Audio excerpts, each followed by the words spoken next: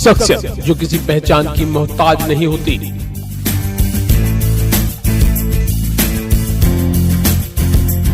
गुमनाम नाम जो आज बने एक खास पहचान। ऐसी ही कुछ शख्सियतों से आपको कराएंगे रूबरू। मेरे साथ देख रहे हैं सरस्वती मंथन। आज के खास प्रोग्राम शख्सियत में हमारे साथ मौजूद हैं तिलहर विधानसभा से संभावित प्रत्याशी कांग्रेस कमेटी के जिला अध्यक्ष रजनीश गुप्ता और मुन्ना। आपसे समझेंगे कि आखिर तिलहर विधानसभा में क्या कुछ अभी तक नहीं हुआ और क्या कुछ आप विधायक बनेंगे तो वहां पर कराएंगे। सर, सबसे पहले तो आपका स्वागत है हमारे चैनल में। धन्यवाद। और सबसे चीज एक सवाल खड़ा होता है, आपने तिलहर विधानसभा से दावेदारी की है, तिलहर विधानसभा से ही आपको दावेदारी क्यों करनी पड़ी? तिलहर विधानसभा हमारा गृह क्षेत्र है, हमारा जन्म स्थान बड़पुरा रसूलपुर ब्लॉक सिंधौली में है, जो तिलहर विधानसभा में आता है। तो सबसे ज़्यादा हक हमारा वहीं बनता है। ठीक है, आपका सबसे बड़ा हक वहां बनता है और आप वहां की दावेदारी भी कर रहे हैं, आप जा भी रहे हैं। उम्मीद है जनता आपको विधायक भी वहां से चुनेगी इस बार। लेकिन आपने बहुत से ऐसे सवाल, इसमें एक आपने पंपलेट तैयार किया है जिसमें तिलहर विधानसभा से आपने जो मौजूदा विधायक हैं उनसे आपने जवाब मांगे हैं उनसे। सिंधौली का पुल बरसों से अधूरा पड़ा है, आपने ये पहला सवाल कर दिया। किसानों का धान गेहूं का मूल्य समर्थन नहीं मिल पा रहा है उनको। तो ये किस तरह के आपने 11 ये सवाल तैयार किए? आप चलिए हमारे साथ, सिंधौली का पुल देख लीजिए, जो आधा बना पड़ा हुआ है और वहाँ का ठेकेदार जो भी हो वो आधा अधूरा पुल छोड़कर चला गया। कोई भी व्यापारी, कोई भी ठेकेदार, अगर उससे कोई नाजायज डिमांड नहीं की गई, आखिर क्या मजबूरी है, क्या दबाव डाला गया, उससे क्या मांग की गई, जो ठेकेदार अपना पैसा और अधूरा पुल बीच में छोड़कर चला गया। आप खुद चल के सिंधौली देख लीजिए, पुल आधा बना पड़ा है कि नहीं बना पड़ा है। रही बात, बड़ी भारी भारी बातें हो रही किसान की आय दुगनी करने की। तिलहर क्षेत्र में मैं आपके साथ चलने को तैयार हूं।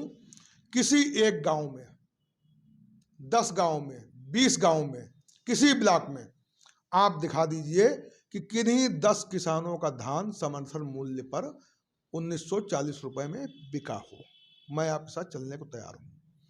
रही बात समस्याओं की, तो तिलहर विधानसभा में समस्याएं एक नहीं है। आज आपने देखा होगा, एक दलित परिवार, बिल्कुल देखा है मैंने, पलायन करने को मजबूर है। ना जाने कितने लोगों की जमीनों पर कब्जा किया गया, रोज मारपीट हो रही है। कहीं सत्ता पक्ष के लोग शराब पी के इसको मार रहे हैं, उसको तोड़ रहे हैं, इस पे मुकदमा लिखा जा रहा। फर्जी मुकदमों का केंद्र बन गया है निगोही थाना। बिल्कुल ठीक है, आपका आप कहना ठीक है। लेकिन जैसे मौजूदा विधायक जो हैं वो कहते हैं कि हमने तो तिलहर और निगोही को जोड़ दिया, हमने तो कोरोना काल में बहुत मदद की, हम तो हर समय लोगों के साथ रहते हैं। कोरोना काल में हमने, आपने, समाज के सभी लोगों ने, जिसकी जो क्षमता थी उसने मदद की, और निगोही को तिलहर जोड़ दिया। आपको मालूम है कितने साल ये पुल टूटा पड़ा रहा? और उस रोड की तो विशेषता है, वो जादुई रोड है। वो रोड जो तिलहर से निगोही डड़िया होते हैं, जो बनती है रोड, वो जादुई रोड है। आप देख लीजिएगा, चुनाव से पहले बन जाती है और फिर 5 साल बनती ही रहती है। अभी बन रही है। 15 साल से विधायक हैं वो, 2 साल से बसपा में रहे, इस बार वो भाजपा ज्वाइन की, भाजपा से विधायक हुए 2007 से 2012, 12 से 17 और 17 से 22। क्या उन 15 सालों में कुछ नहीं हुआ जिनको पूरा करने के लिए आप इस बार जा रहे हैं जनता के बीच? आपके क्या मैनिफेस्टो तैयार किया कि आप जनता के लिए क्या कुछ करेंगे? ऐसा है, तिलहर विधानसभा किसान बहुल विधानसभा है। वहाँ लोगों की आमदनी का मुख्य स्रोत खेती और किसानी ही है। मैं आपसे पूछना चाहता हूँ, पुआया चीनी मिल, तिलहर चीनी मिल, गिरगिचा चीनी मिल, ये तीनों चीनी मिल कांग्रेस के समय पर लगी हैं। मैं विधायक जी से पूछना चाहता हूं कि इन 15 सालों में या 40-50 सालों में पुआया चीनी मिल लगी थी 40-50 साल पहले लगी थी। क्या इस विधानसभा में 1-2 चीनी मिल और नहीं लगनी चाहिए थी? कौन सा रोजगार का अवसर उपलब्ध कराया गया वहां के नौजवानों को, वहां के युवाओं को? और क्या दशा है? एक तरफ झूठे वादे कर रहे हैं विधायक जी कि गौशालाएं हैं। ठीक, अगर गौशालाएं हैं तो किसान क्यों दिन रात अपने खेतों की रखवाली कर रहा है? छुट्टा जानवरों से किसानों को निजात क्यों नहीं? और ये कौन सा भारी काम है? अगर विधायक जी में थोड़ी सी भी अपने पद के बारे में जानकारी होती कि विधायक क्या होता है, तो मैं चैलेंज करता हूं कि ये सारे जानवर, छुट्टा जानवर, अगर जनता ने अवसर दिया तो 1 महीने के अंदर गौशालाओं में होंगे, किसान भी खुशहाल होगा और पशु भी खुशहाल होंगे। कैसे, ये भी बता दें। बिल्कुल।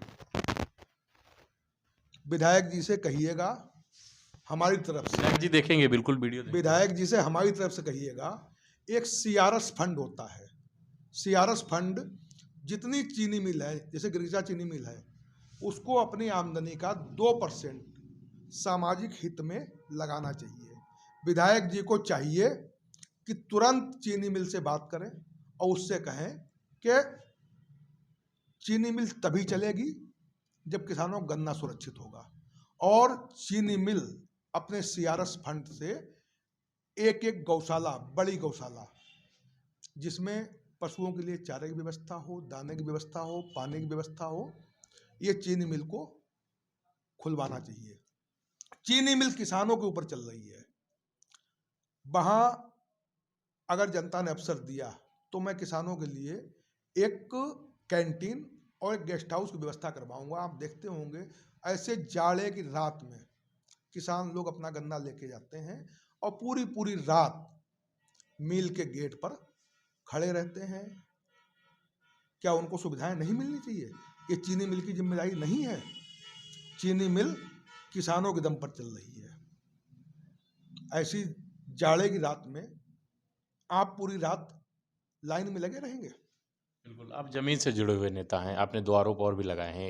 एक आपने लगाया कि बिजली कनेक्शन में अवैध वसूली की बात की है। दूसरा आपने कहा कि प्रधानमंत्री आवास योजना जो है वो अपात्रों को दे दी गई, मतलब अपात्रों को, मतलब जो पात्र थे उनको नहीं मिली, अपात्रों को दे दी गई। तो किस तरह का ये आरोप है? आप चलिए हमारे साथ। प्रधानमंत्री आवास या इंदिरा आवास ये गांव के उस गरीब के लिए है जिसके घर में झोपड़ी पड़ी हो, जिसके घर में छप्पर पड़ा हो, जिसके घर में तिरपाल पड़ा हो, व्यवस्था ना हो, ये उनके लिए है। आप चलिए हमारे साथ, मैं चल के दिखाता हूं आपको गांव में। क्या आज झोपड़ियां गांव में नहीं है? क्या कच्चे मकान गांव में नहीं है? क्या कच्चे मकान वालों, झोपड़ी वालों को इंदिरा आवास मिले हैं? इसकी तहकीकात आप खुद कर सकते हैं। एक सबसे बड़ी चीज़ अभी शुरुआत हुई है गरीबों के लिए, 10 किलो राशन पर यूनिट दे रहे हैं। ये अभी शुरुआत की उन्होंने, पहले 5 किलो दे रहे थे, अब 10 किलो कर दिया है। अच्छा, ये राशन की जो पहले मिल रहा था, जो खाद्यान्न मिल रहा था गरीबों को, ये शुरुआत किसने की थी? ये योजना कांग्रेस सरकार की फूड सिक्योरिटी बिल कांग्रेस सरकार लेके आई थी। ये योजना उन लोगों के लिए थी, कोई गरीब है, विधवा है, विकलांग है, जो कोई भूखा ना सोए। ये कांग्रेस की शुरू हुई योजना है। आज भाजपा सरकार अनाज कम बांट रही है, थैले बड़े अच्छे फोटो लगे हुए ज़्यादा बांट रही है। बिल्कुल। थैले की आपने बात कर दी तो मुझे लग रहा है कि जितने का अनाज होगा उससे ज़्यादा कहीं थैला की वो आ जाता हमने तो सुना है कि उस थैले की कीमत करीब करीब 58 रुपया है। अब आप पूछिए, क्या उस थैले से आटा बनेगा या गेहूं से आटा बनेगा? बिल्कुल। एक चीज़ हम समझना चाहेंगे, जैसे क्षेत्र में आप जब तिलहर में जाते हो कि बहुत बड़ी विधानसभा है तिलहर, तो अब मुझे आप रोज़ आपने कई वीडियो भी इससे पहले वायरल किए कि ये सड़कें नहीं बनी हैं, वहाँ पर दिक्कत आ रही है लोगों को। तो आप कब कब गए, आपने कितने बार दौरा किया होगा? आप, मुझे तो ये लग रहा है कि जैसे अभी आपसे मेरी ऑन ऑफ कैमरा बात हो रही तो आपने कहा मैं लगातार 5 साल से चुनाव लड़ रहा हूँ। चुनाव का टाइम तो अब आया, लेकिन आप 5 साल पहले से तैयारी कर रहे हैं। चूंकि हम पिछली बार भी हमने तैयारी की थी, ठीक, पार्टी से टिकट ना मिलने की वजह से मैं चुनाव नहीं लड़ पाया था। उसके बाद से लगातार हमारे पास केवल दो ही काम है, खेती करना और समाज के बीच में रहना। तो आप ये समझिए कि हम तो पूरे 5 साल से तिलहर क्षेत्र में ही हैं। बीजेपी एक बात और भी कहती है, आपके उत्तर प्रदेश में 7 सीटें हैं, सिर्फ महत्वपूर्ण पद है आपके पास, जिला अध्यक्ष हैं आप, तो क्या लगता है कि जिले में इस बार कितनी नैया पार करेंगे कांग्रेस की आप? अब वो तो आप जब समय आएगा तभी देखेंगे।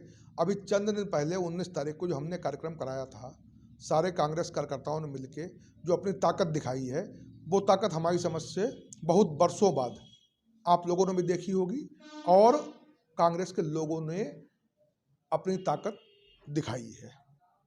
कांग्रेस की अगर बात करें तो कांग्रेस के बहुत बड़े दिग्गज नेता यहाँ से थे, जितिन प्रसाद जी, उन्होंने कांग्रेस छोड़कर बीजेपी ज्वाइन कर ली, उनके साथ साथ बहुत नेता साथ में चले गए, तो क्या कुछ लगता है आपको फर्क पड़ा कांग्रेस पे? देखिए, कांग्रेस एक बहुत बड़ी पार्टी है, ठीक, और नेता लोग अपने हिसाब से निर्णय लेते हैं और चुनावी वर्ष में आना जाना कोई ये बहुत बड़ी बात नहीं है। विपक्ष लगातार, जैसे बीजेपी की बात करें, बीजेपी लगातार कहती रहती है कि जब कांग्रेस अपना ही नहीं संभाल सकती तो देश क्या संभालेगी। अध्यक्ष पद का जो हम किसी कार्यकर्ता को अध्यक्ष बना देते हैं, लेकिन वहाँ पर माँ बेटों में ही सिर्फ अध्यक्ष अध्यक्ष की लड़ाई चलती रहती है। विपक्ष का काम आरोप लगाना है। आपकी जानकारी के लिए बता दें कि इतने सालों में कांग्रेस के कितने अध्यक्ष रहे आपको मालूम है? क्या सीताराम केसरी गांधी परिवार के थे? ऐसे बहुत से अध्यक्ष रहे हैं जो गांधी परिवार के नहीं थे।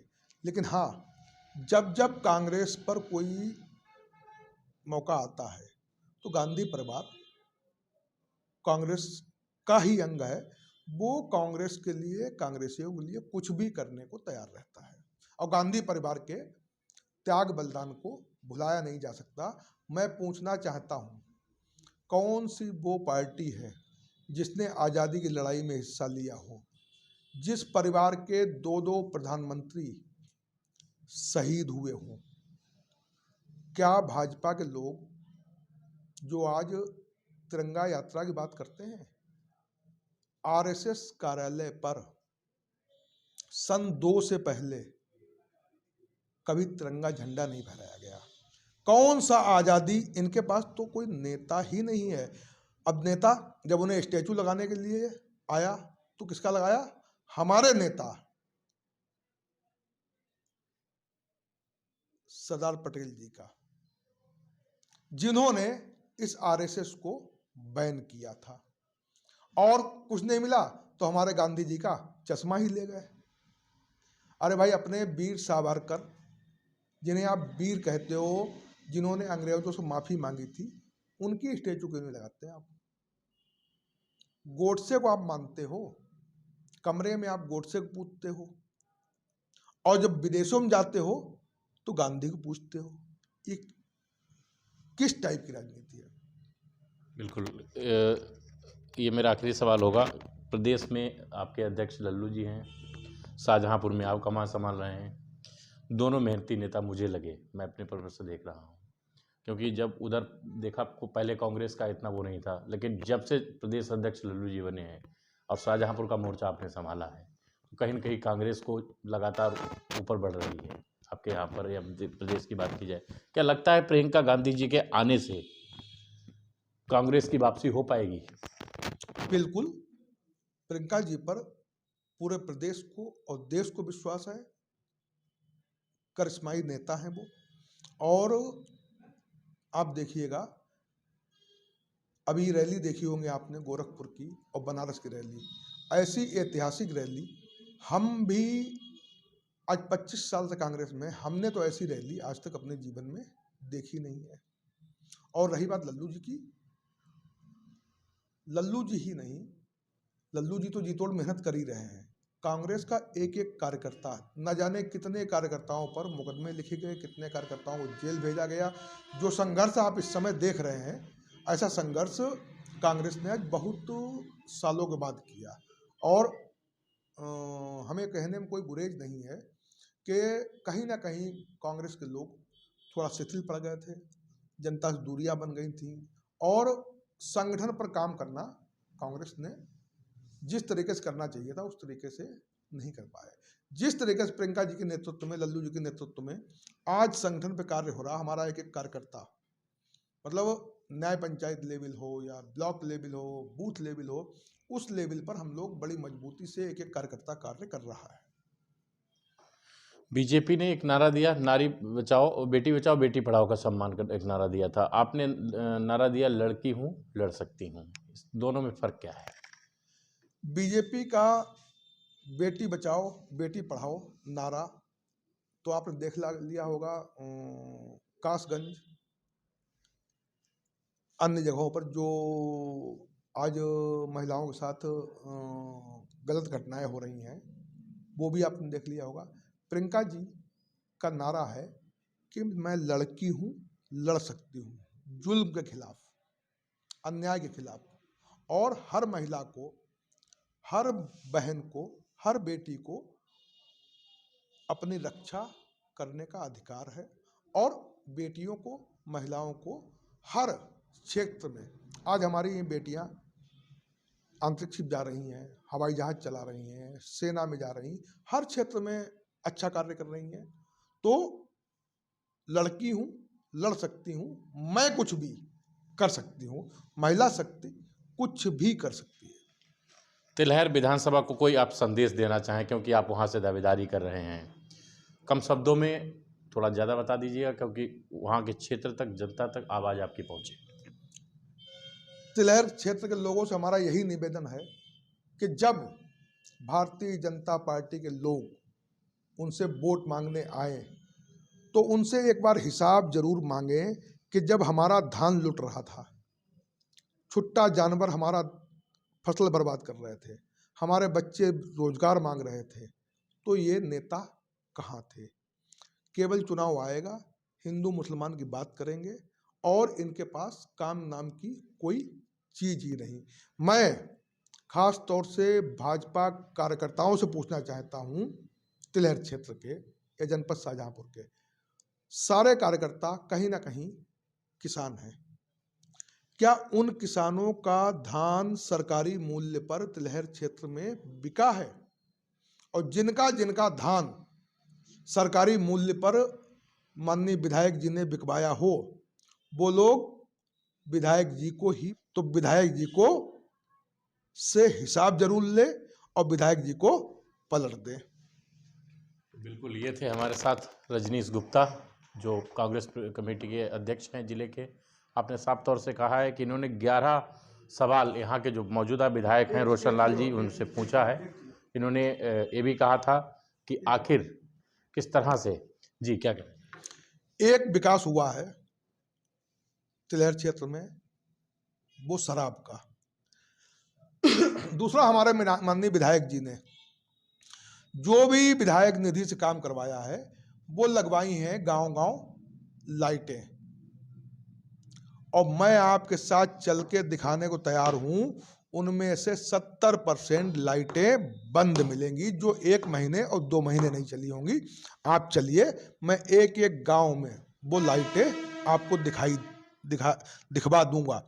और अगर विधायक जी ने सांसद विधायक निधि से लाइटें लगवाई हैं तो लाइटों से रोशनी भी आनी चाहिए, उस पर छप्पर नहीं पड़े होने चाहिए। बिल्कुल आपने कहा है। और जनता के इन्होंने 11 सवाल भी पूछे हैं कि आखिर विधायक जी बताएं कि उन्होंने 11 सवाल इनके हैं। इन्होंने अपना एक ये पंपलेट भी छपवा के रखा है, जो साफ तौर से इन्होंने विधायक जी से पूरे 11 सवाल पूछे हैं और 11 सवालों का जवाब भी मांगा है। खासतौर से अब बीजेपी के विधायक को जवाब देना होगा। और फिर से एक बार कुछ कहना चाह रहे हैं विधायक जी, इन मुद्दों पर जिस दिन चाहें उस दिन मैं आपके चैनल पर आकर आमने सामने डिबेट करने को तैयार हूँ। ठीक है, तो हमारे साथ रजनीश गुप्ता जी थे, जिन्होंने अपनी बात साफ तौर से रखी और इन्होंने अपने सिर्फ और सिर्फ 11 सवाल का जवाब विधायक जी से मांगा है और उन्होंने भी कहा है कि किसी भी माध्यम से वो हमको सारे जवाब दे सकते हैं। अपने सहयोगी आनंद के साथ मैं दीपक दीक्षित, सरस्वती मंथन साझा।